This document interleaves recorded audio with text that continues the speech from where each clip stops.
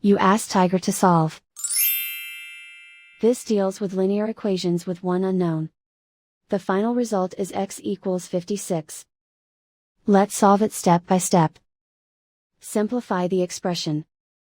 Simplify the arithmetic. Group all constants on the right side of the equation. Add 8 to both sides. Simplify the arithmetic.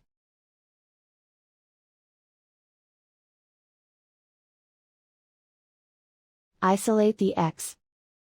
Multiply both sides by 7.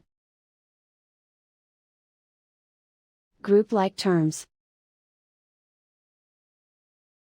Multiply the coefficients. Simplify the fraction. Simplify the arithmetic. And so the final result is x equals 56.